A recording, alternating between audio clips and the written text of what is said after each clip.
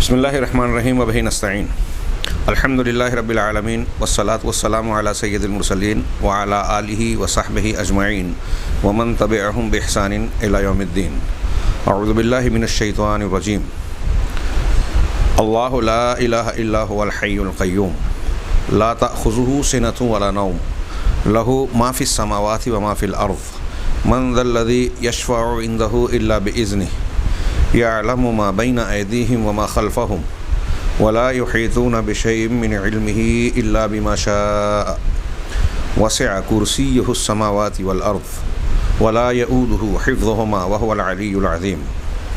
سامعین کرام، کل کے درس میں ہم نے توحید کی، لا الہ الا اللہ کے ثبوت کی ایک چوتھی کڑی پڑھی، لہو ما فی السماوات و ما فی الارض.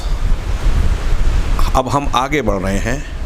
میں آج کے درس جو شفاعت کی بحث سے پر مشتمل ہے، اللہ تعالیٰ کا یہ فرمان من ذا الذی یشفع عندہ الا باذنہ، کہ کون ہے جو اللہ تبارک و تعالیٰ کی جناب میں اللہ کی اجازت کے بغیر کسی کی سفارش یا شفاعت کرے، یعنی کوئی نہیں.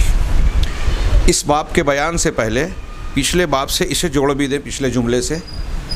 اس کے لیے میں علامہ ابن کثیر رحمہ اللہ نے جو مختصر سی تفسیر کرتے ہوئے قرآن کی ایک آیت کا تذکرہ کیا، لہو ما فی السماوات و ما فی الارض، اس کو ذکر کر کے اس سے جوڑنا چاہتا ہوں. علامہ ابن کثیر رحمہ اللہ نے لہو ما فی السماوات کی تفسیر کرتے ہوئے کہا کہ یہ اللہ تبارک و تعالیٰ کی طرف سے خبر دینا ہے کہ کائنات کی تمام چیزیں اللہ تبارک و تعالیٰ کی غلام اور بندے ہیں، سب کے سب اس کے بندے ہیں، اور سب کے سب اس کے زیر مملکت، مملوک اور زیر نگرانی ہیں. سب کے سب اس کے قہر و تسلط، اس کے سلطان اور اس کے اقتدار کے ماتحت ہیں، جیسا کہ اللہ تعالیٰ نے ارشاد فرمایا. علامہ ابن کثیر نے اپنے اس بیان کو قرآن کی ایک دوسری آیت سے واضح کرتے ہوئے، جو اللہ تبارک و تعالیٰ کی عظمت اور بندوں کی بندگی کے اظہار کے لیے ایک بہت ہی زبردست آیت ہے، سورہ مریم کی، نقل فرمایا کہ اللہ تعالیٰ نے ارشاد فرمایا ان کل من فی السماوات والارض الا آتی الرحمن عبدہ، کہ آسمانوں اور زمین میں جو بھی ہیں سب کے سب اللہ کے جناب میں بندے کی حیثیت سے، عبد کی حیثیت سے آنے والے ہیں.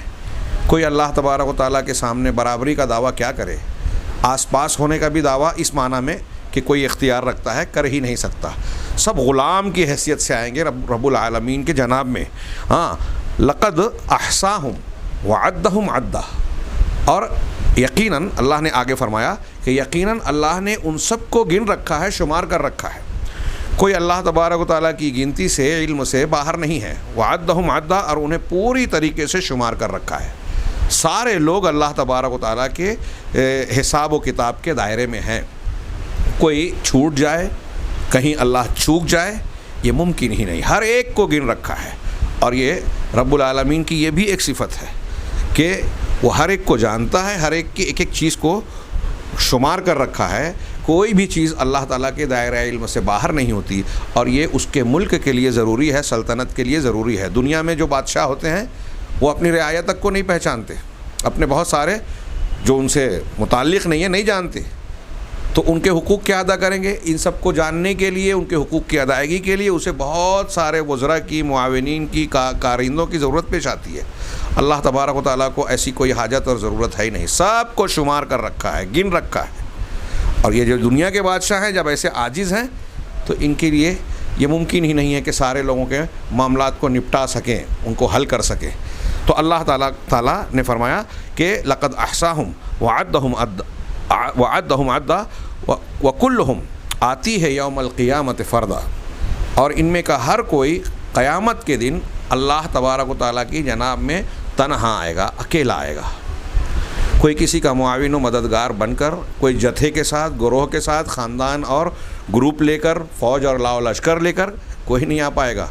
سب کے سب تنہا اپنا حساب و کتاب دینے رب العالمین کی جناب میں، اس کے سامنے، اس کے دو بدو پیش ہونا ہی ہے، اپنے اعمال کا کچا چٹھا ان کے سامنے آنا ہی ہے، حساب و کتاب دینا ہی ہے۔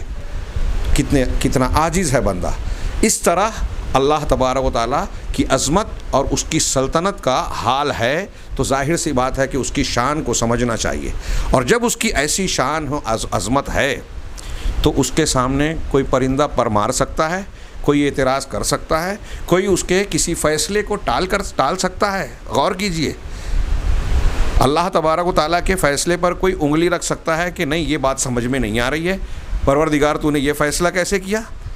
یہ اللہ تبارک و تعالیٰ کی کمال عظمت اور کمال شان اگلے جملے سے ثابت ہو رہی ہے، اور توحید کی ایک دلیل، اللہ لا الہ الا اللہ کی اگلی دلیل یہ ہے کہ من ذا الذی یشفع عندہ الا باذنہ۔ ساری کائنات اور سلطنت پر اس کا اختیار ہے، سارا ملک اس کا ہے، تو اس کی عظمت کا یہ حال ہے کہ کوئی بھی شخص اور کوئی بھی مخلوق، وہ کسی بھی درجے کی ہو، کسی کو یہ یارہ نہیں ہے، کسی کو یہ اختیار اور اس کی ہمت نہیں ہے کہ اللہ تبارک و تعالیٰ کی اجازت کے بغیر اللہ تبارک و تعالیٰ کے جناب میں سفارش کر دے۔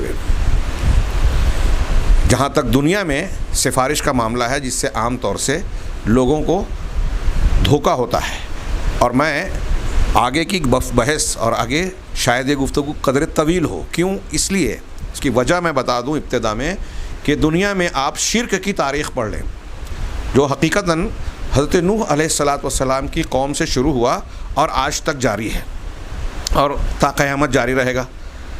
مشرکین کے شرک کرنے کی جو سب سے بڑی اور بنیادی وجہ، جو شیطان نے سب سے آسان نسخہ استعمال کیا لوگوں کو گمراہ کرنے کا اور شرک میں مبتلا کرنے کا، تو وہ یہ ہے کہ پہلے وہ شخصیات کے بارے میں یا کسی مخلوق کے بارے میں، وہ نباتات ہوں، جمادات ہوں، یا کوئی فرضی اور تخیلاتی مخلوق ہوں، پری دیوی دیوتا، یا حقیقی ہو جیسے فرشتہ، یا کوئی بڑی جو مظاہر قدرت ہے، ان میں کا کوئی بڑا وجود اجرام سماویہ میں جیسے سورج ہے، ستارے ہیں اور دوسرے ہیں، ان کے تعلق سے شیطان پہلے انسان کو غلو میں مبتلا کرتا ہے۔ ان کے تعلق سے کچھ ایسے واقعات، قصے، ان کی تاثیر کی ایسی جھوٹی حکایتیں پیش کرتا ہے جاہلوں کے سامنے کہ وہ اس کی عظمت اور اس کی بڑائی کے پہلے قائل ہوتے ہیں، اس کے بارے میں غلو آمیز عقیدہ اختیار کرتے ہیں۔ پھر اس کے بعد اگلی نسل کو شیطان یہ کہتا ہے کہ تمہارے باپ دادا ان کی عبادت کرتے تھے، ان کو ذریعہ اور واسطہ بناتے تھے، یہ اللہ سے تم کو قریب کر دیں گے، یہ اللہ کے پاس تمہارے سفارشی ہوں گے۔ اب اگلی نسل باپ دادا کے اس ادب و احترام میں اور ان کے اس غلط فہمی میں ان کی عبادت کرنے لگتی تھی۔ قوم نوح میں یہی ہوا، اور دنیا کے جتنے مشرکین ہیں آپ دیکھیں گے کہ ان کے شرک کی چکی کا پاٹ بنیادی طور پر اسی پر گھومتا ہے، غلو اور شفاعت کا غلط عقیدہ۔ اس لیے توحید اور شرک کو سمجھنے کے لیے یا اپنے آپ کو شرک سے بچانے کے لیے اپنے ارد گرد جو شرک کی باڑھ چلتی ہے، اس سے اپنے دامن کو محفوظ رکھنے کے لیے سب سے زیادہ جس چیز کو سمجھنے کی ضرورت ہے وہ اسی باب میں۔ آپ اگر کسی قبر پرست کو، کسی مشرک کو توحید سمجھانے جائیں اور بزرگوں کے بارے میں یہ بتائیں کہ یہ اللہ کے بندے ہی ہیں، اگرچہ ان کا یہ مقام ہے، تو ان کا ذہن و دماغ اسے قبول نہیں کرتا، کیونکہ انہوں نے اپنے ذہن میں اس بزرگ کی، جس کی وہ پوجا پاٹ کر رہا ہے، نظر و نیاز جس کے نام پر کرتا ہے، جس کی قبروں پر سفر کر کر کے جو ہے ماتھے ٹیکتا ہے اور نہ جانے کیا کیا خرافات کرتا ہے، اللہ کا حق انہیں دیتا ہے، اس کے تعلق سے اس کے ذہن و دماغ نے جو تصور گڑھ لیا ہے، ان کے درجے سے بڑھا کر جب آپ بتاتے ہیں کہ یہ درجہ ان کا نہیں ہے، تو اسے ایسا لگتا ہے کہ ان کی گستاخی ہو رہی ہے۔ اور ہمارے باپ دادا کرتے آئے ہیں۔ شیطان کا یہ بہت مجرب نسخہ ہے، آزمودہ، کہ جب کسی کو گمراہی میں مبتلا کرتا ہے تو اس خیال میں بہت شدت سے منہ ڈال دیتا ہے کہ یہ تمہارے باپ دادا کا طریقہ ہے، اور اس حوالے سے عام طور سے جاہل قومیں جو عقل اور شعور نہیں رکھتی یا ہوتے ہوئے استعمال نہیں کرتی، وہ اس پر خاموش ہو جاتی ہے کہ جب بزرگوں کا، پرکھوں کا یہ طریقہ ہے تو ہم اس پر کوئی بات نہیں کریں گے، اس کو فوراً قبول کریں گے، اور جو اس کا رد کرتا ہے گویا وہ ہمارے پرکھوں کا رد کر رہا ہے۔ چاہے دوسری طرف پرکھوں سے کہیں زیادہ، جس کا کوئی تصور نہیں ہے، زیادہ عظمت و بلندی والے، اونچے درجات والے انبیاء، صالحین، بزرگان جو ہیں، جن کی صاف شفاف تعلیمات اس کے سامنے پیش کی جاتی ہے، اسے وہ رد کر کے یہ نہیں سوچتے کہ ہم پورکھوں کی بات سمجھ کر جس چیز کو قبول کر رہے ہیں پوروجوں کی، اس کے مقابلے میں باپ دادا کے مقابلے میں انبیاء کرام کی بات رد ہو رہی ہے، اور سب سے بڑھ کر ہمارے پروردگار کی بات رد ہو رہی ہے۔ اس سے ہم کس گستاخی کا ارتکاب کر رہے ہیں، اور گستاخی تو گستاخی، ہم خود اپنا مستقبل کتنا بھیانک بنا رہے ہیں، تباہی کی طرف اپنے آپ کو لے جا رہے ہیں، یہ وہ غور نہیں کر پاتے۔ اس لیے میں اپنے سامعین سے گزارش کروں گا کہ میں جو کچھ بھی بیان کر سکوں یہ منزل الذی یشفع عندہ الا باذنہ کے تحت اور اس کی تشریح میں آپ حضرات اس مسئلے کو بہت اچھی طرح سمجھنے کی کوشش کریں۔ میرے علاوہ اور دوسرے علماء کے خطابات دروس کو سنیں، بعض اس موضوع کی مستقل کتابیں جو اہل توحید علماء کی ہے، اہل شرک تو دھوکے دیتے ہیں۔ علامہ ابن تیمیہ کی کتاب التوسل ہے، علامہ البانی رحمہ اللہ کی اس موضوع پر کتابیں ہیں، اردو میں بہت سارے ان کے ترجمے بھی ہوئے ہیں۔ کتاب الوسیلہ علامہ ابن تیمیہ کی مترجم ہے، شیخ البانی کی کتاب کا بھی ترجمہ ہو گیا۔ التوسل المشروع و غیر المشروع اس طرح کی کتاب ہے کہ مشروع اور غیر مشروع وسیلہ شفاعت۔ تو ان کتابوں کا ضرور مطالعہ کیجیے۔ جہاں ہم یہ کہتے ہیں کہ علم کا حاصل کرنا فرض ہے، وہیں آپ یہ پڑھتے ہیں کہ علم میں سب سے اہم توحید کا سیکھنا ضروری ہے۔ توحید کا سیکھنا اسی وقت تو مکمل ہوگا جب آپ توحید کی ضد یعنی شرک کو بھی سمجھیں، اس کے اسباب کو جانیں، اس کی تاریخ کو جانیں، تاکہ اس تاریخ کی روشنی میں ان اسباب کو دیکھتے ہوئے ہم خود اپنے آپ کو اس سے بچانے کے لیے پوری طرح چوکنا رہیں۔ کیونکہ نبی کریم صلی اللہ علیہ وسلم نے یہ بھی ارشاد فرمایا صحابہ کرام سے کہ شرک تمہارے دلوں میں ایسے داخل ہوتا ہے جیسے رات کے اندھیرے میں کالے پتھر پہ کالی چونٹی چلے۔ سوچئے تھوڑی دیر کے لیے، رات کے اندھیرے میں کالے پتھر پہ کالی چونٹی چل رہی ہے تو اس کے چلنے کا، وجود کا کتنوں کو احساس ہوتا ہے۔ تو ایسے غیر محسوس، وہ محسوس ہی نہیں ہوتی، ایسے غیر محسوس طریقے پہ شیطان تمہارے دلوں میں، ہمارے دلوں میں شرک ڈالنے کی کوشش کرتا ہے۔ صحابہ کرام چونک گئے، پوچھا کہ ہم اس سے کیسے بچیں؟ تو آپ نے دعا بھی سکھائی کہ اللہ میں تیری پناہ میں آتا ہوں اس بات سے کہ میں شرک کروں، وہ بھی جو میں جانتا ہوں یا اس طرح بھی جو میں نہیں جانتا۔ اللہم انی اعوذ بک من ان اشرک بک ما اعلم وما لا اعلم، یہ دعا بھی سکھائی۔ اور اس دعا کے ساتھ ساتھ ہمیں یہ کوشش کرنی چاہیے جو نبی کریم صلی اللہ علیہ وسلم نے اور قرآن نے اس سے پہلے ہم کو صاف انداز میں ان ساری چیزوں سے باخبر کر دیا جس سے دھوکہ کھا کے ایک آدمی شرک میں مبتلا ہو سکتا ہے۔ قرآن و حدیث نے نہ صرف توحید کو بالکل صاف ستھرا، مدلل، مضبوط، انتہائی ٹھوس اور پختہ انداز میں پیش کیا ہے، بلکہ شرک اور اس کی ضد پہ جانے والے چیزوں کو نہ صرف حرام کیا بلکہ اس کے دروازوں کو بھی بند کر دیا۔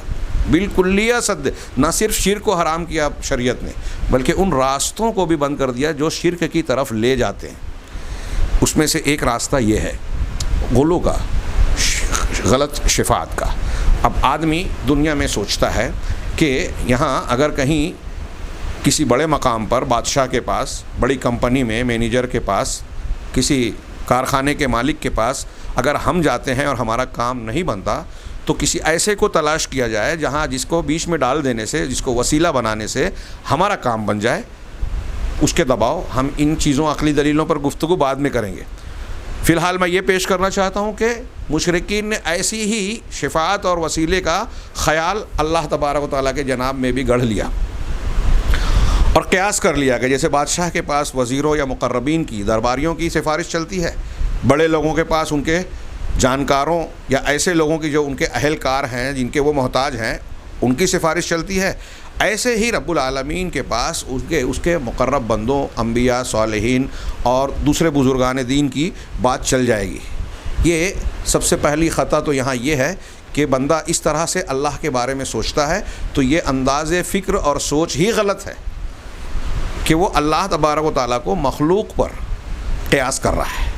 لا تضربوا للہ الامثال، اللہ نے کہا کہ اللہ کے لیے مثالیں نہ گڑھو۔ اس معنی کی اور بھی آیتیں اور حدیثیں موجود ہیں۔ تو اللہ تبارک و تعالیٰ کو کی بادشاہت کو یا اس کی ذات کو آپ دنیا کے بادشاہ اور ذاتوں کی طرح سمجھ رہے ہیں، ظاہر سی بات ہے کوئی نہیں، ہم اس کو آگے پڑھیں گے۔ صرف اس وقت یہ کہنا ہے کہ اللہ تبارک و تعالیٰ کے بارے میں لوگوں نے بھی یہ سمجھ لیا اور اسی بنیاد پر گمراہی میں پڑ گئے کہ یہاں بھی سفارش سے کام چل جائے گا، بن جائے گا۔ تو قرآن میں کئی مقامات پر تو سفارش کا بالکلیہ رد کیا گیا ہے۔ جیسے مثال کے طور پر سورہ بقرہ میں 2 مرتبہ اللہ نے فرمایا، اور دونوں جگہ پر پہلے ہی جز میں دونوں جگہ ایک آیت ایک جملے کا کی تقدیم و تاخیر ہے. پہلے جو سورہ بقرہ کی آیت نمبر 48 میں کہا، اللہ تعالیٰ ارشاد فرماتا ہے واتقوا یوما لا تجزی نفس عن نفس شیئا، کہ تم اس دن سے ڈرو. ہم کو اور آپ کو اللہ ہمارا پروردگار خطاب کر کے کہہ رہا ہے اس دن سے ڈرو جب لا تجزی نفس عن نفس، کوئی نفس کوئی ہستی، دیکھیے نکرہ ہے، عربی قاعدے سے کسی ترجمہ کرنے والے سے ترجمے میں جا کے دیکھیے، کسی عالم سے پوچھیے. یہ نفس عام ہے، اس میں ساری مخلوق سارے انسان سب آ گئے، پیغمبر بھی آ گئے، فرشتے اور سارے آ گئے. کوئی نفس کوئی ہستی کسی نفس کے کام نہیں آ سکے گی. کتنا صاف بیان ہے قرآن کا. اب اس کے باوجود کوئی نہ ماننے کو تیار نہ ہو تو یہ خود اپنی تباہی کو دعوت دینا ہے. حماقت کی بات ہے کہ رب کی بات پر یا تو بھروسہ نہیں ہے یا سمجھنا ہی نہیں چاہتے. اللہ کہہ رہا ہے کہ اس دن سے ڈرو جس دن کوئی نفس کسی کے کام نہیں آئے گا. ہاں ولا يقبل منها شفاعہ، اور نہ ہی اس سے کوئی سفارش، شفاعت نکرہ یہ بھی ہے، کوئی بھی سفارش اس سے قبول نہیں کی جائے گی. دنیا میں جو سفارشات چلتی ہے نا کہ میں نے ان کو لگا دیا وہ بول دیں گے تو کام بن جائے گا، ایسی کوئی سفارش کوئی شفاعت چل ہی نہیں سکتی.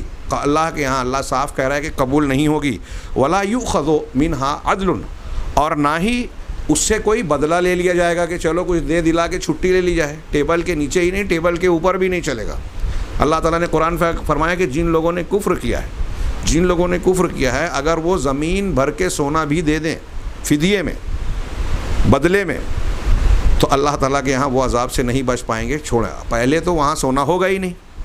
بالفرض کوئی اگر دنیا کے حساب سے سوچتا ہے کہ میں یہاں مالدار ہوں، بڑا میرا مال و اسباب ہے میرے پاس، تو وہاں بھی کچھ رہا تو دے دوں گا اور بچ جاؤں گا، تو پہلی بات تو ہوگا نہیں.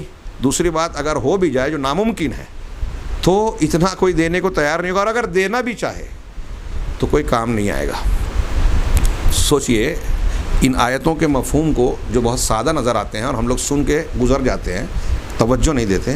اگر دل کی نگاہ اور بصیرت کے ساتھ ہم اسے سنیں حضور قلب کے ساتھ، اور واقعی ہمارے دلوں میں ایمان ہے کہ یہ صورتحال ہونے والی ہے اور اللہ کا فرمان ہے تو یقیناً ہوگی، تو ہمارے دل دہل جائیں گے، ہم اللہ کے خوف میں مبتلا ہو جائیں گے. یقیناً صحابہ کرام کا ایمان اتنا قوی تھا کہ وہ اس قسم کے بیانات پڑھتے ہی ان پر رقت طاری ہو جاتی تھی، خوف اور دہشت طاری ہو جاتی تھی، آوازیں رند جاتی تھی، آنکھیں اشک بہانے لگتی تھی اور ان کے دل بیٹھنے لگتے تھے، کبھی کبھی بیمار ہو جاتے تھے، بے حد روتے تھے، رقت آ جاتی تھی.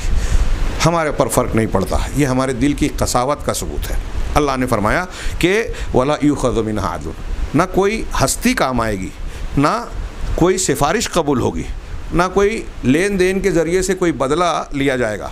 ولا هم ينصرون، اور نہ ہی ان کی مدد کی جائے گی کہ چلو اللہ کی طرف سے بھی کوئی امداد مل جائے، کیونکہ وہ اس کے مستحق ہی نہیں ہوں گے، ان کی مدد بھی نہیں کی جائے گی. سوچئے سارے راستے بند ہوں گے، راستہ صرف کس کا ہوگا؟ صرف رب العالمین کا. یہ صرف یہ آیت پڑھ لے آدمی، سمجھ لے تو توحید پر آ جائے کہ جب کوئی نفس کسی کے کام نہیں آئے گا، جب کوئی سفارش نہیں چلے گی، جب کوئی بدلہ نہیں ہوگا کہ یہ دے دو اور چھوڑ دو، ہاں، اور جب کہیں سے مدد کی کوئی امید نہیں رہے گی، تو رب العالمین کے علاوہ کون ہے جو ہمیں بچا سکتا ہے؟ لہٰذا جب وہی بچانے والا ہے، سارا اختیار اسی کا ہے، مالک یوم الدین وہ ہے، تو کسی اور کے سامنے کیوں جھکیں، کیوں پوجیں، کیوں اس کا حق کسی اور کو دیں، کیوں اس کو ناراض کریں؟ یہ ایک آیت یہاں جس سے استدلال مجھے یہ کرنا ہے کہ اللہ تعالیٰ یہ ارشاد فرما رہا ہے کہ قیامت کے دن کسی کی سفارش چلے گی نہیں. سورہ بقرہ ہی کی دوسری آیت میں تقریباً یہی آیت ہے، لیکن عدل والا اور شفاعت والا جملہ وہاں آگے پیچھے ہے. اللہ نے وہاں فرمایا پہلے ولا تنفعها شفاعت، یہاں یہ کہا اس آیت میں کہ شفاعت اس کی کوئی سفارش یا شفاعت قبول نہیں کی جائے گی، اور دوسری آیت میں کہا ولا تنفعها شفاعت، کہ اور اسے کسی کی شفاعت کام نہیں دے گی، فائدہ نہیں دے گی. یہی بات اللہ تبارک و تعالیٰ نے قرآن مجید میں دوسرے مقامات پر بھی نقل کی ہے کہ اللہ تبارک و تعالیٰ کے یہاں دنیا کی طرح سفارش نہیں چلے گی. یہ ایک عمومی بات ہو گئی. ہاں، اور ہم نے جو آیت پڑھی یا دوسری بہت ساری آیتوں میں ایک عام بات کے علاوہ یہ بات کہی گئی کہ عام سفارش جو دنیا میں چلتی ہے، ایسی کوئی بھی سفارش اللہ کے پاس نہیں چلے گی. وہ شفاعت جو ہوگی وہ شفاعت بالاذن ہوگی، یعنی اللہ تبارک و تعالیٰ کی اجازت سے۔ میں چاہوں، میں سے مطلب کوئی بھی شخص ہو، ہاں کتنے بھی درجے والا ہو، چاہے اس کو داہنے ہاتھ میں نامہ اعمال ملے، چاہے وہ سابقون الاولون میں سے ہو یا اونچے درجے کا ولی، پیر، یہاں تک کہ نبی پیغمبر کیوں نہ ہو، اللہ تبارک و تعالیٰ کی اجازت کے بغیر ابھی تذکرہ آئے گا کہ حدیث شفاعت میں انبیاء کے پاس لوگ جائیں گے تو لوگ کہیں گے کہ میں ڈرتا ہوں آج پروردگار سے، وہ آج جیسا غضبناک ہے پہلے کبھی نہیں تھا، بعد میں بھی نہیں ہوگا، مجھے اپنی فلاں خطا کا اندیشہ ہے، تم فلاں کے پاس جاؤ۔ انبیاء کرام تو اللہ کے سامنے بذات خود بولنے سے ڈریں گے، خوف زدہ ہوں گے، یہ قرآن و حدیث کہہ رہی ہے، ہم نہیں۔ صادق و مصدوق جناب محمد رسول اللہ صلی اللہ علیہ وسلم نے بالکل صاف صاف بیان کیا۔ اور ہم یہ سمجھتے ہیں کہ دنیا میں کسی کے پاس کام بنانا ہے، ایک آدمی کو لے جاتے ہیں اور وہ جا کے وہاں یہ کہتا ہے کہ نہیں میری بات ماننی پڑے گی آپ کو، آپ ایسا تصور وہاں بھی دے رہے ہیں کہ فلاں آدمی جو ہے قیامت کے دن اپنے محبوبین کے لیے لڑ جائے گا، کوئی اللہ سے بحث کرے گا، اللہ تعالیٰ کسی کو بخشنا نہیں چاہتا تو کوئی پیر بابا مل کے یہ کہیں گے کہ نہیں میرا محبوب ہے، میری قبر پہ آتا تھا، اس کو تو معاف کرنا پڑے گا، اور اللہ مجبور ہو جائے گا، اللہ کا اوپر دباؤ چلے گا۔ اگر ایسا کوئی اللہ کو سمجھتا ہے تو اس نے اللہ تبارک و تعالیٰ کی کو جانا ہی نہیں، وما قدر اللہ حق قدری، اللہ کو پہچانا ہی نہیں، اور مخلوق کو بھی نہیں پہچانا کہ کوئی کتنا بھی بڑا ہو جائے اللہ کے سامنے اپنی اللہ کی اجازت کے بغیر اپنی طرف سے زبان کھولنے کی کا یارہ نہیں ہوگا اسے۔ آگے انشاءاللہ وہ باتیں آئے گی۔ آئیے ہم اس کی تفسیر میں کچھ مفسرین کے پہلے بیانات دیکھتے ہیں، اور اس سلسلے میں جو تھوڑی تفصیل میں جاتے ہوئے ہم یہ بھی گفتگو کریں گے کہ جو لوگ کچھ قرآن و حدیث کی دلیلوں کو پیش کرتے ہیں یا جو سفارش قرآن و حدیث میں ثابت ہے وہ کیا ہیں، اور یہ غلط سفارش شفاعت کے عقیدے اور توسل اور وسیلے کے عقیدے کے سلسلے میں جو غلط استدلالات کیے جاتے ہیں جو ہمارے یہاں مشہور ہیں، ان کی حقیقت کیا ہے، ان کا استدلال کیسا ہے، ان سب پر ہم آج اور اگلے کچھ دروس میں انشاءاللہ گفتگو کریں گے۔ میں یہ گزارش کروں گا کہ سامعین کرام سے کہ اس موضوع کی اہمیت اور ہمارے اور آپ کی ضرورت کے لیے، ہمارے ماحول کی ضرورت کو پیش نظر آپ یہ قطعی نہ سوچیں اور مجھے معاف کریں، یہ نہ سمجھیں کہ یہ بلا وجہ کی تفصیل ہے، یہ تفصیل بہت ضروری ہے، اور اس موضوع کو ہمیں اور آپ کو تفصیل سے ہی سمجھنا چاہیے، اور ہم اور آپ جتنی تفصیل سے اسے سمجھیں گے اتنی ہماری توحید مضبوط ہوگی، ہمارے دل کے اعتراضات یا کچھ جھجک اور تردد یا اٹھنے والے سوالات ہیں وہ دور ہوں گے، اور ہم اس لائق ہوں گے کہ اپنے ارد گرد میں جو ہمارے متعلقین ہیں ہم ان کو صحیح توحید سمجھا سکیں اور شرک سے بچنے کی کوشش کر سکیں۔ لہٰذا میں گزارش کروں گا کہ ان موضوعات میں تفصیل کا شکوہ ہرگز نہ کریں، بلکہ وہی کتابیں پڑھیں جو مفصل ہیں۔ اختصار اور سہل پسندی یہ تو انسان کی کسل مندی اور فرار کا ایک راستہ ہے۔ ساری چیزوں میں ہم شوق کی چیزوں میں زیادہ وقت چاہتے ہیں اور مفید چیزوں میں ہم اختصار چاہتے ہیں، یہ ہمارے لیے نقصان دہ بات ہے۔ بہرحال آئیے پہلے شیخ علامہ عبد الرحمن بن ناصر السعدی نے اس آیت کے سلسلے میں جو 3-4 لائن کی تفسیر کی ہے لیکن بڑی جامع کی ہے، من ذا الذی یشفع عندہ الا باذنہ، اسے دیکھتے ہیں۔ وہ کہتے ہیں کہ کون ہے جو اس کی اجازت کے بغیر اس کے سامنے شفاعت کر سکے، یعنی اس کی جناب میں اس کی اجازت کے بغیر کوئی بھی شخص، کوئی بھی وجود سفارش اور شفاعت نہیں کر سکتا اللہ کے پاس۔ سب سے پہلے یہ دماغ سے نکال دیجئے کہ دنیا میں جیسے کوئی بھی جا کے یوں ہی بلا اجازت کسی کے پاس بولتا ہے، اللہ کے پاس ایسا معاملہ نہیں ہوگا۔ یعنی نتیجہ کیا ہے؟ ساری شفاعت کا مالک صرف اللہ تعالیٰ ہے۔ قل للہ الشفاعۃ جمیعا، قرآن کہتا ہے۔ تاہم جب وہ اپنے کسی بندے پر، اب جب ساری سفارش کا حق اسے ہے تو جو سفارش کا اس بات بالاذن یا بالاجازہ کیا گیا، ہاں، تو اس کے بارے میں وضاحت ہو رہی ہے اگلے جملے سے، اور ابھی اور واضح ہوگا انشاءاللہ کہ جب اللہ تعالیٰ اپنے کسی بندے پر رحم کرنا چاہے گا تو اس کے حق میں، ایک بندہ ہے گنہگار ہے لیکن توحید والا ہے، اب اسے معاف کرنے کا اللہ تبارک و تعالیٰ نے ارادہ فرمایا، تو اس کے حق میں اپنے ایسے بندے کو شفاعت کرنے کی اجازت دے گا جس کی وہ عزت افزائی اور اکرام کرنا چاہتا ہے۔ ایک بندہ گنہگار ہے، ایک بندہ بڑا نیکوکار اور اعلیٰ درجے کا ہے، تو اب گنہگار کو معاف کرنا چاہتا ہے تو اس موقع پر اللہ تعالیٰ اس گنہگار اور اس نیکوکار کے درمیان فرق کو بھی واضح کرنا چاہتا ہے اور بتاتا ہے کہ یہ یہاں زیادہ عزت والے ہیں، لہٰذا اس سے کہتا ہے کہ تم ان کی سفارش کرو۔ کرم و فضل و کرم اللہ کا ہی ہے، احسان اللہ ہی کا ہے، لیکن ایک کو کہہ رہا ہے کہ تم کرو، ایک کو کہہ رہا ہے کہ میں نے تم کو معاف کیا۔ تو جو اجازت کے ساتھ کرنے والا ہے اصل میں اس کا احسان و کرم نہیں ہے، بلکہ اللہ تعالیٰ اس کی عزت و اعزاز اس کو نواز رہا ہے کہ میں تم کو سفارش کی اجازت دے رہا ہوں۔ وہی شیخ نے کہا کہ اس کے حق میں ایسے بندے کو سفارش کرنے کی اجازت دے گا جس کی عزت افزائی اور اکرام کرنا چاہے گا۔ اب اس جملے کی تشریح میں تھوڑی دیر کے لیے یہاں آپ سوچئے کہ کیا ہم دنیا میں اپنے تعلق اپنے طور سے یہ سوچ سکتے ہیں کسی کے بارے میں کہ میں فلاں کو بزرگ کو پکڑ لوں، ان سے یہ عہد و پیمان کر لوں، یا ان کی قبر پہ جا کے ان سے کہہ دوں کہ آپ اللہ کے پاس میری سفارش کرنا؟ تو سوال یہ ہے کہ آپ کو کس نے بتایا کہ جس بزرگ سے آپ کہہ رہے ہیں سفارش کرنا، اس بزرگ کو سفارش کرنے کی اجازت اللہ دے گا؟ کیا آپ کو پتہ ہے وہ کیسے تھے، کیا تھے، کسی بھی درجے کے تھے؟ صحیح بات آپ جانتے ہیں یا غلط جانتے ہیں؟ کسی نے آپ سے بتایا کہ وہ اتنے پہنچے ہوئے تھے کہ آگ میں بیٹھ کر ہنسی مذاق کرتے تھے، یہ صحیح ہے یا غلط؟ دونوں صورتوں میں کیا آپ کو یہ خبر مل گئی کہ اللہ تعالیٰ ان کو اجازت دے گا؟ نمبر ایک۔ نمبر دو، کیا آپ کو یہ خبر مل گئی کہ اجازت دے گا تو آپ کے لیے بھی دے گا کہ اس کی بھی سفارش کرو؟ کس بنیاد پر یہ بات دنیا کے لوگوں نے اپنے طور سے فرض کر لی کہ میں فلاں بزرگ کے دامن کو تھاموں گا تو وہ قیامت کے دن بھی تھما رہے گا، پکڑ لوں گا اور وہ مجھے بچا لیں گے؟ وہ جب کہیں گے تو اللہ تعالیٰ انکار نہیں کر سکے گا۔ کس بنیاد پہ، کس بوتے پر، کس دلیل کی بنیاد پر آپ کہہ رہے ہیں؟ یہ ایسی کوئی دلیل نہیں ہے، بلکہ اس کو رد کرنے والی دلیلیں قرآن و حدیث میں بکھری پڑی ہیں۔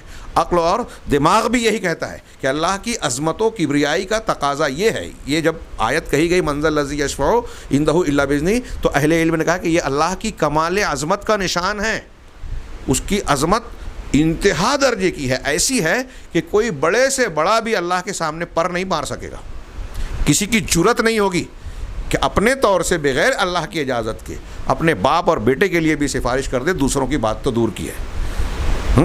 تو کہا کہ اجازت ملنے سے پہلے کوئی سفارش نہیں کر سکتا۔ اللہ تبارک و تعالیٰ کے یہاں اگر اجازت نہیں ملے گی تو کسی کو یہ دم خم نہیں ہوگا کہ وہ سفارش کر سکے۔ اس کے بعد میں حافظ علامہ ابن کثیر رحمہ اللہ کی تفسیر پیش کرنا چاہتا تھا، لیکن ہم اس کی بجائے شیخ عبدالرزاق کی صراحتوں کو پہلے دیکھتے ہیں۔ بڑی جامع ہیں اور بعض وہ باتیں جو علامہ ابن کثیر وغیرہ نے بیان کی ہے وہ ان کی تفسیر میں بھی آئی ہیں۔ انہوں نے ماشاءاللہ کئی آیتیں بیان کی ہے تفسیر میں۔ وہ کہتے ہیں کہ پانچویں دلیل اللہ لا الہ الا ہو کی، اس بات کی یہ پانچویں دلیل ہے من ذا الذی یشفع عندہ الا باذنہ، کون ہے جو اللہ کے پاس اللہ کی اجازت کے بغیر کسی کی سفارش کر دے ہوئے۔ تو یہ کہتے ہیں آگے، یعنی ایسا کوئی نہیں ہے جو اللہ کی جناب میں اس کی اجازت کے بغیر کسی کی سفارش کرے، اس لیے کہ وہ حقیقی اور کامل بادشاہ ہے۔ حقیقی بادشاہ ہے، کامل بادشاہ ہے۔ اب ایسا بادشاہ نہیں ہے کہ وزیروں کی ضرورت ہو، درباریوں سے کام چلتا ہو تو ان کی کسی بات کو نہ مانے تو درباری جو ہے، فوجی ہے، وزیر ہے، اس کا کام بگاڑ دیں گے۔ ایسا بادشاہ نہیں ہے اللہ۔ اللہ تعالیٰ کامل بادشاہ ہے، کسی کا محتاج نہیں۔ اس کی سلطنت کا سارا اختیار اسی کے پاس ہے۔ اگر یہ مان لیا جائے کہ بادشاہ نے کچھ اختیار اپنے وزراء کو، اپنے مقربین کو، نیک بندوں کو، انبیاء کو دے رکھا ہے اور وہ اپنی مرضی سے چلائیں گے، اللہ تعالیٰ کسی کے بارے میں چاہتا ہے کہ اس کو یہ چیز نہ دی جائے لیکن وہ با اختیار انسان چاہے تو وہ دے سکتا ہے۔ اگر ایسا آپ اللہ کو مان رہے ہیں تو اللہ تبارک و تعالیٰ اپنے کاموں میں تنہا کہاں رہا، اپنے اختیارات میں اکیلا کہاں رہا؟ سارے کائنات لہو ما فی السماوات و ما فی الارض پچھلی آیت میں، پچھلے جملے میں پڑھا ہم نے، اور یہاں آپ یہ کہہ رہے ہیں کہ کچھ اختیار کسی اور کو بھی دے رکھا ہے، تو پھر اللہ تبارک و تعالیٰ اکیلا کہاں رہا اختیارات میں؟ دوسرا بھی شریک ہو گیا نا۔ تو اسی کو واضح کیا قرآن نے کہ یہ دماغ سے نکال دیجئے کہ اللہ کے علاوہ کوئی اور بھی کچھ کر سکتا ہے یا کچھ دے دلا سکتا ہے۔ ہاں، سارا اختیار صرف اللہ کے ہاتھوں میں ہے۔ پھر کون ایسی ہستی ہے جو اللہ کے حکم اور اس کی اجازت کے بغیر، اللہ کے حکم اور اس کی اجازت کے بغیر اس کے ملک میں تصرف کرے، اس کی سلطنت میں تصرف کرے یا کوئی فعل انجام دے؟ ظاہر سی بات ہے، اللہ نے جو سوال کیا کہ ایسا کون ہے، تو اس کا جواب یہ استفہام انکاری ہے، اس کا مطلب یہ ہے کہ ایسا کوئی بھی نہیں ہے، کوئی نہیں ہے ایسا۔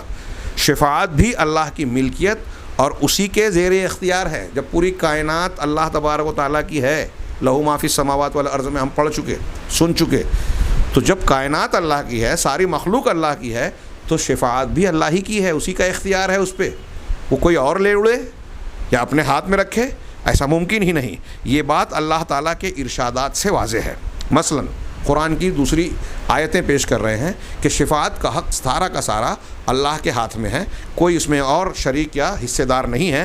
ایک آیت میں ہے سورہ زمر کی آیت نمبر 44، قل للہ الشفاعۃ جمیعا، اے پیغمبر کہہ دیجئے ساری شفاعتیں صرف اللہ کے اختیار میں ہیں، صرف اللہ کا اختصاص ہے، اسی کی ملکیت ہے، اسی کے لیے اسی کا پاور ہے اس پہ۔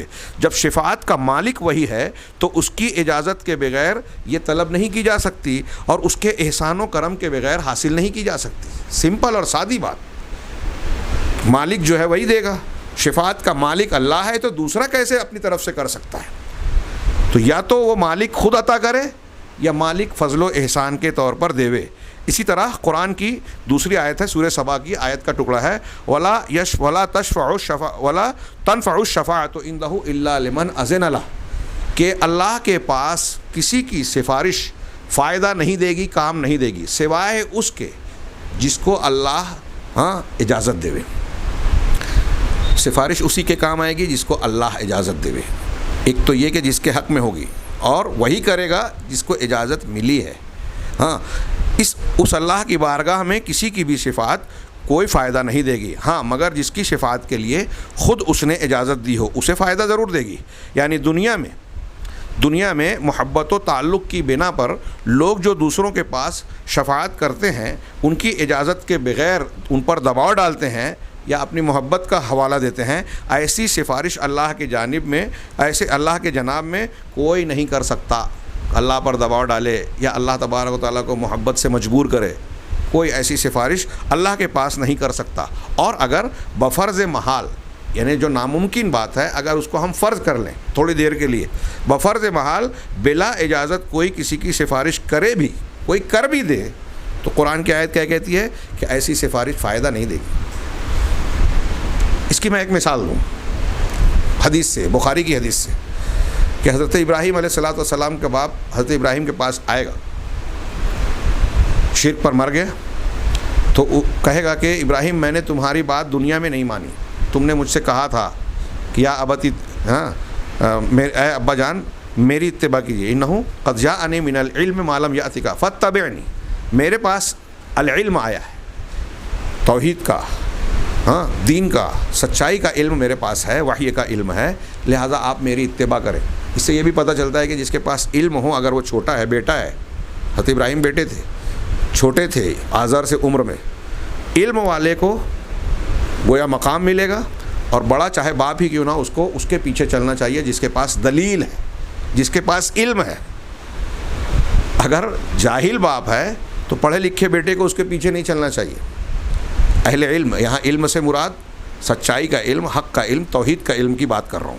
حضرت ابراہیم کہہ رہے ہیں، تو آزر آئے گا اور کہے گا کہ تم نے مجھ سے دنیا میں تو کہا تھا کہ میں تمہاری اتباع کروں، میں نے نہیں مانی تھی، آج میں تمہاری بات، ہر بات ماننے کے لیے تیار ہوں، تم اللہ سے کہو کہ وہ مجھ پر رحم کرے۔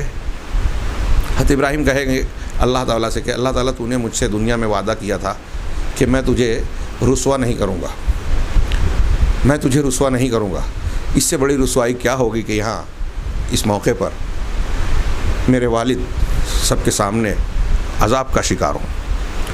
تو اللہ تبارک و تعالیٰ کی جانب سے جواب جو دیا جائے گا وہ یہ ہوگا کہ ابراہیم یہ تمہارے اہل اور تمہارے خاندان میں سے نہیں ہے، اس لیے ان کے انجام بد سے، شرک کے ہلاکت اور انجام سے تمہاری کوئی رسوائی نہیں ہے، ہم تمہیں رسوا نہیں کریں گے، یہ جو وعدہ ہے واقعی رسوا نہیں کریں گے۔ اللہ تعالیٰ نے حضرت ابراہیم کو جو مقام و عزت دیا وہ ہم جانتے ہیں۔ آپ کے بعد ساری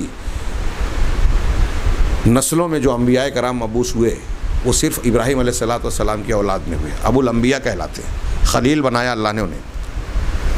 اور پھر کہا جائے گا پلٹ کے دیکھو، تو گویا اس وقت بھی ان کی رسوائی کو بچانے کے لیے جو ان کا ایک خیال ہوگا یہ ہوگا کہ جب پلٹیں گے تو ایک بجو کی شکل میں، خون اور گندگی میں لتھڑے ہوئی شکل میں آزر جو ہے وہاں تڑپ رہے ہوں گے، اور پھر اللہ کے حکم سے فرشتے گھسیٹ کر اسے جہنم میں ڈال دیں گے۔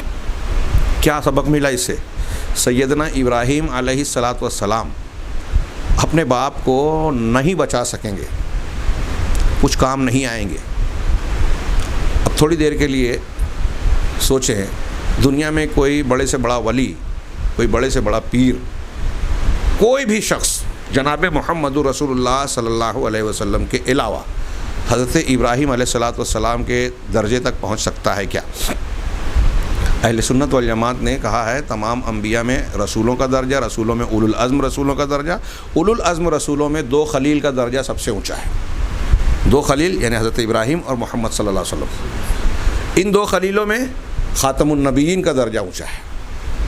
حضرت ابراہیم امام الانبیاء اور اتنے مقام والے، امام الموحدین، توحید والوں کے امام، وہ اللہ تعالیٰ کے سامنے شرک کرنے والے باپ کو کوئی فائدہ نہیں پہنچا سکیں گے۔ تھوڑی دیر کے لیے سوچیں، عبرت کی بات ہے، کون پیر، کون فقیر، کون شیخ، کون سا بزرگ کس کے کام آئے گا؟ شرک پر مرنے والے کسی انسان کے لیے اللہ تعالیٰ کے سامنے کوئی بول پائے گا؟ تو اللہ تعالیٰ یہ کہہ رہے ہیں کہ اگر کوئی سفارش بالفرض کر بھی لے، جیسے ہم سوچتے ہیں ابراہیم علیہ السلام تو کہیں گے نا، تو اس کو کوئی فائدہ نہیں دے گی۔ ہاں، وَكَمْ مِن مَلَكٍ، قرآن کی ایک آیت ہے، وَكَمْ مِن مَلَكٍ فِي السَّمَاوَاتِ لَا تُغْنِ شَفَاعَتُهُمْ شَيْئًا إِلَّا مِن بَعْدِ أَن يَأْذَنَ اللَّهُ لِمَن يَشَاءُ وَيَرْضَىٰ، کہ آسمانوں میں بہت سے فرشتے ہیں جن کی سفارش کچھ بھی نفع نہیں دے سکتی، ہاں مگر اس کے بعد نفع اور فائدہ ہوگا کہ اللہ تعالیٰ اپنی مشیت اور اپنی رضامندی سے جس کے لیے چاہے اجازت دے دے۔ فرشتے دعا کرتے رہتے ہیں مخلوقین میں سے اہل ایمان کے لیے بطور خاص عبادت کرنے والوں کے لیے، لیکن قیامت کے دن جس کے لیے، یہاں ایک دوسرا مقام سامنے رکھی، اور یہ قرآن کہہ رہا ہے، کوئی کہ مولوی نہیں کہہ رہا ہے۔ ایک تو ابھی پیچھے آپ نے پڑھا کہ بہت سی آیتیں، حدیثیں یہ کہتی ہے کہ جس کو اجازت دے گا اللہ وہ بولے گا۔ دوسرا یہاں یہ پہلو کیا ثابت ہو رہا ہے، اور یہ بھی کئی آیتوں میں ہے، کئی حدیثوں میں ہے، کہ جس کے لیے اجازت دے گا، اگر ایک نبی کو اجازت دی گئی کہ ٹھیک ہے آپ سفارش کیجئے، تو یہ بھی تعین ہو جائے کہ فلاں اور فلاں کے لیے کیجئے۔ حضرت ابراہیم کو اجازت نہیں ہوگی کہ آزر کے لیے کر لیں، اللہ کے رسول صلی اللہ علیہ وسلم کو اجازت نہیں ہوگی کہ ابو لہب، ابو طالب کے لیے وہ سفارش کر لیں جنت میں جانے کی یا جہنم سے نکل جانے کی۔ یہ اجازت دی جائے گی تو پابندی بھی لگائی جائے گی، جیسا کہ آگے بیان آئے گا۔ ہمارے نبی صلی اللہ علیہ وسلم جو بروز قیامت اپنے مقام محمود میں شفاعت کے مقام پر فائز ہوں گے، بڑے غور سے دل و دماغ میں یہ سن کر بٹھائیں، ہاں، کہ تو یہ چیز خود ان کی جانب سے نہیں ہوگی۔ نبی کریم صلی اللہ علیہ وسلم جو مقام محمود سے نوازے جائیں گے، وہ حدیث شفاعت جو لمبی ہے کہ لوگ جائیں گے پہلے حضرت آدم علیہ السلام کے پاس، وہ ڈریں گے، نوح علیہ السلام کے پاس بھیجیں گے، پھر وہ اللہ تعالیٰ کے عذاب کو اور اپنی غلطی کو، میں نے اپنے بیٹے کی معافی مانگنی چاہی تھی، اللہ ناراض ہو گیا تھا، تو میری اس غلطی کا اور آج میرا پروردگار غضبناک ہے، لہٰذا تم ابراہیم کے پاس جاؤ، وہ ایسے ایسے ہیں۔ حضرت ابراہیم علیہ السلام معذرت کریں گے، میں نے مجھ سے 3 ایسی باتیں سرزد ہوئی تھی جس کو جھوٹ کہا گیا، تو میں جو ہے ڈرتا ہوں اللہ سے، تم موسیٰ کے پاس جاؤ۔ موسیٰ علیہ السلام معذرت کرتے ہوئے عیسیٰ علیہ السلام کے پاس بھیجیں گے، عیسیٰ علیہ السلام معذرت کرتے ہوئے جناب محمد رسول اللہ صلی اللہ علیہ وسلم پاس جائیں گے، تو محمد رسول اللہ صلی اللہ علیہ وسلم سفارش کریں گے، لیکن کیا جیسے ہی لوگ کہیں گے کہ آپ سفارش کیجئے، کیا اللہ کے نبی صلی اللہ علیہ وسلم اپنی طرف سے سفارش کرنے لگیں گے؟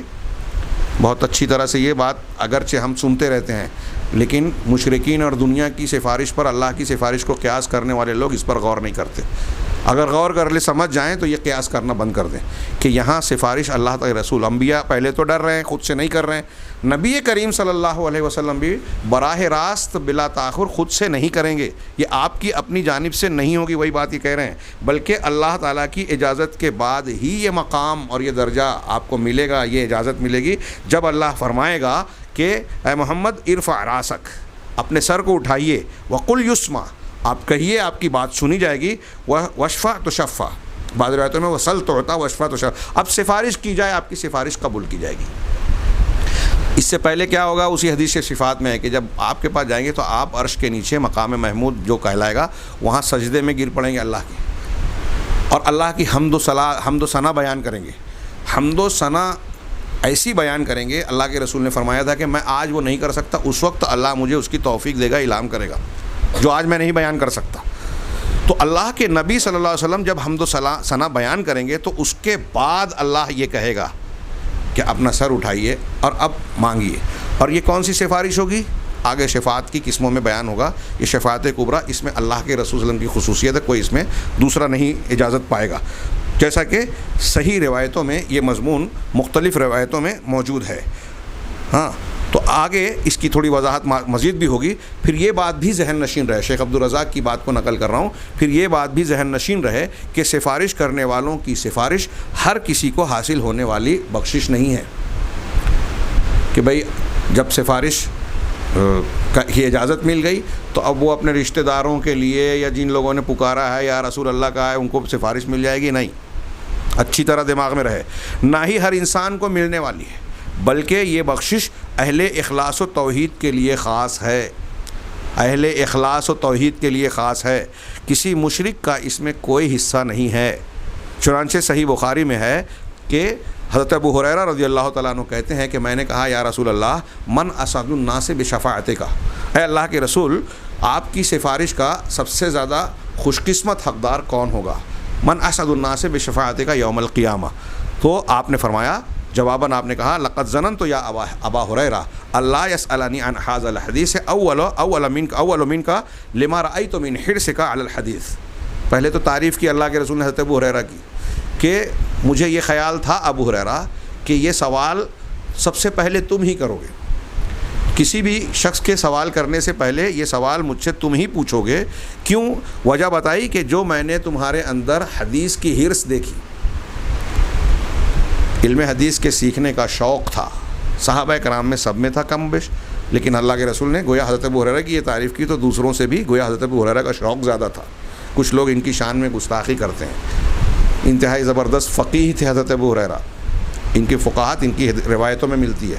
آپ حدیث کی کتابوں میں کئی جگہ پڑھیں گے کہ ابو ہریرہ رضی اللہ تعالیٰ عنہ اللہ کے رسول صلی اللہ علیہ وسلم کی ایک حدیث کو نقل کرتے ہیں اور اس کے بعد یہ کہتے ہیں کہ اگر تم چاہتے ہو اس آیت کی تصدیق تو قرآن کی یہ آیت پڑھ لو.